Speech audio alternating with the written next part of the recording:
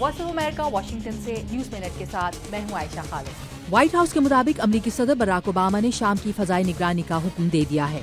इससे पहले शाम के वजीर खारजा खित्ते में क़याम अमन के लिए अमरीका और बरतानिया समेत इंटरनेशनल कम्युनिटी के साथ मिलकर काम करने का ऐलान कर चुके हैं।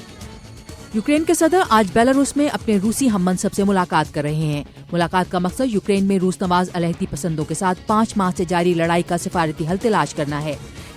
इराकी दारुल-हुकूमत के एक शिया अक्सरियती इलाके में होने वाले कार बम धमाके में कम से कम 10 अफराद जाँ बहक हो गए हैं। इस साल अब तक 10,000 से ज्यादा इराकी मुल्क में तशद्दुद की कार्रवाइयों का शिकार हुए हैं। इटली की पुलिस ने तारकीन वतन से भरी एक कश्ती पर से गैम्बिया के एक मुबैना इंसानी स्मगलर को गिरफ्तार कर लिया है। कश्ती पर सवार 90 में से 18 लोग हलाक हो चुके थे। इटली तारकीन वतन के बहरान से निपटने में मदद के लिए यूरोपियन यूनियन से दरख्वास्त करता रहा है। इस साल अब तक 1 लाख से ज्यादा तारकीन वतन इटली पहुंचे हैं।